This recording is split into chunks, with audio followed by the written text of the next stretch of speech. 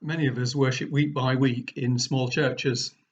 We belong to a denomination that has very many small churches. By small churches, I'm talking about congregations less than a couple of dozen, and indeed, in many cases, in single figures. And some of us feel quite down about those small churches. Some of those who go to bigger churches encourage us to feel that way. And there are various attitudes around about small churches. One is that small churches are failed or failing churches. I don't believe that to be the case. I want to set out to you here in this presentation a few reasons why we should not think of small churches as failed or failing churches. More positively, sometimes people think, well, a small church is okay, but it could be bigger, and that's its hope. But that's not a compliment to a small church in itself. That's a bit of an insult. It's saying, well, you're a small church now, but with a bit of effort, you could be a better church. Our denomination hasn't always helped. Throughout our history, there's been a move towards pushing churches to meet together. A village has two churches in it, and the argument is, well, wouldn't they be better closing one of them and meeting in one place? A town has four churches. Wouldn't they be better having one bigger church than four smaller ones? Way back in 1959, the president of the Methodist Conference said, "We have far too many churches, many of which were erected before the present age of easy transport brought about a situation where, in his words, my emphasis, fewer and better churches are among the first requirements." In other words, we have fewer churches but better ones because we'll bring them together in bigger groupings. A former superintendent minister of mine, a man I love dearly, said on one occasion, "When it comes to worship, numbers are important. Not just to the worshippers, but to the preacher. I've spent most of my time," he said, "preaching to the few rather than to the many, and I know where my preaching has borne most fruit. How do you preach up there in a pulpit to half a dozen people scattered around like dots on a dice?" Well, my question back to him would be, if you're in a pulpit and there are half a dozen people scattered around in the congregation, should you preach? Is that the best way to use the time? Is it the best way to communicate? Is it the best way to make disciples? And where else, other than a church, if you had 6 people sitting in front of you, would you stand up and speak to them or at them in the way that we often do in churches? Is there a better way? Well, some of our negative attitudes come about because we compare small churches with large churches. And it's important just to acknowledge some of the things that larger churches have in their favour, because these are some of the things that small churches feel bad that they don't have. Larger churches can sometimes have higher quality worship, by which I mean better resources in terms of musicians, in terms of a sound system, and in all respects, maybe a more professional approach to their worship. They may have, although it's not necessarily the case, larger churches may have more financial resources to call on to enable them to do things. They may have more of an all-age ministry because there are all ages represented in their congregation, parents with children and teenagers, perhaps in a way that isn't quite the case in a small church. They may have more potential leaders, therefore, just because there are more people around, more people to share the jobs out with. Although it has to be said, in my experience of large churches, there still tends to be only a very small proportion of people who are actually exercising leadership and ministry and on whom the whole church life depends. One strong advantage of a big church is the possibility of anonymity in the congregation. And some people like to be able to go to a large church where they can slip in the back as the service is about to start. They don't speak to anyone, they sit through the service and they slip out again at the earliest opportunity afterwards. And that anonymity for some people is very desirable and they like it. And many people can go to a large church for many years and still not be known by anybody else. They can be anonymous and no demands made on them. There can be a broader community profile in a large church, a wider range of ages, of occupations, a different ethnic mix perhaps in a larger congregation, and that's generally an advantage. And larger churches find it easier to run a program, to put on a series of events or so on, because of the resources that they have. So let's acknowledge that larger churches have advantages and that there are things that they can do which small churches can't. However, small churches have their advantages too. What they must not do is try to do the things that larger churches do in the way that they do, because then they're dooming themselves to failure. But small churches, if they play to their strengths, have benefits also. Firstly, they can be more caring.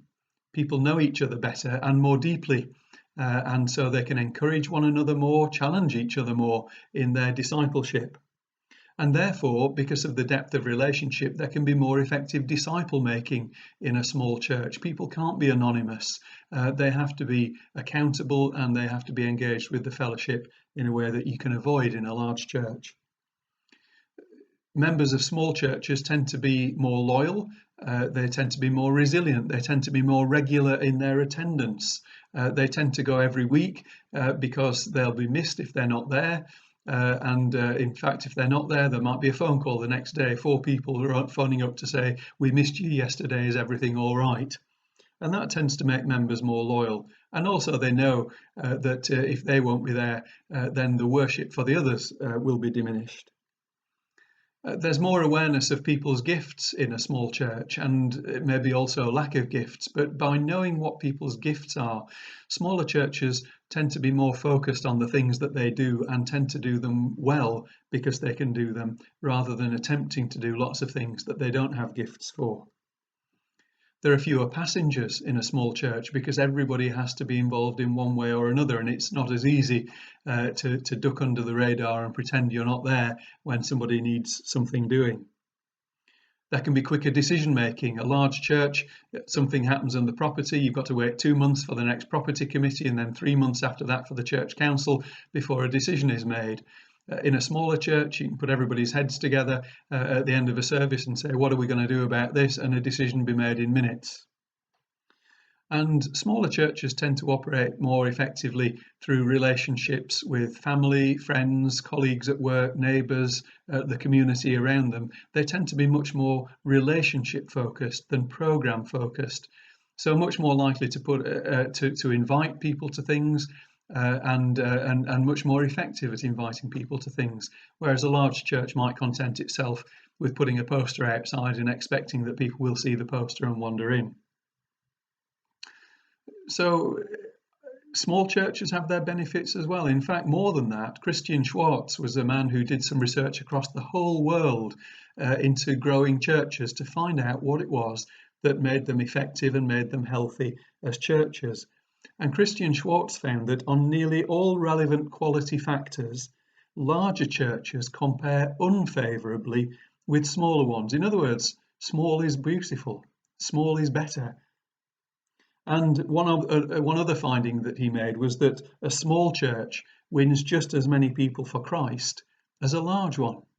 A small church wins just as many people for Christ as a large one, typically. So a small church with maybe 10 members might make 2 new members in a year. Interestingly enough, a large church with 200 or 2,000 is equally likely to make 2 new members in a year. The percentage growth terms is obviously higher the smaller the church. So there are often negative attitudes around about small churches, but there is a stream of church life that positively values small churches. And I want to say a little bit about that now. You may have heard of cell church. Cell church is a form of church which specifically keeps churches small, or gatherings within a church small, because they work so well and because they're better in their quality in so many different ways. And cell church takes its lessons from nature. In nature, an organism doesn't grow simply by getting bigger itself, but the organism grows by the cells that make up that organism growing a little bit each and then multiplying. So one cell will grow a little and then it will multiply to make 2 cells. And then each of those cells will grow a little bit and they will multiply to make 4 cells. And so that way the organism grows, but it is still made up of small cells. And the cell church works exactly the same way. A cell church might start with maybe 8 members. It might grow to 12 members. And then those 12 members, instead of keeping adding to the cell that they're in, multiply that and become 2 cells of 6 members each. And then those cells of 6 members each might go to 8 or 10, and then they would multiply and become 2 cells each as well. So in that way, everybody who is in a cell stays part of a small group, and the small group is the main focus of their church life. And when that small group starts to grow and become slightly bigger, it doesn't just keep carrying on like that. It multiplies and makes 2 smaller cells again, and the process continues and grows. Cell churches, therefore, tend to put their primary focus on a small group, and they grow through multiplying those small groups. And in doing that, they play to the strengths of the small group. They work by informal worship and fellowship rather than formal structured services. A typical cell meeting follows a pattern that they sometimes call the 4 Ws. A welcome, which is a brief opportunity for people just to relax together and welcome each other and break the ice. Worship, where they worship in an appropriate way, which may or may not include singing, because it's only a small gathering and might not have the musical abilities to do that, but includes an element of worship. And then it looks at the word. That's the 3rd W, looking at the scripture together and applying that scripture to their lives, and from that saying, what is our witness as a result of that? So we meet together in a welcome environment to worship, to look at the word, and to work out what it means to put that into practice.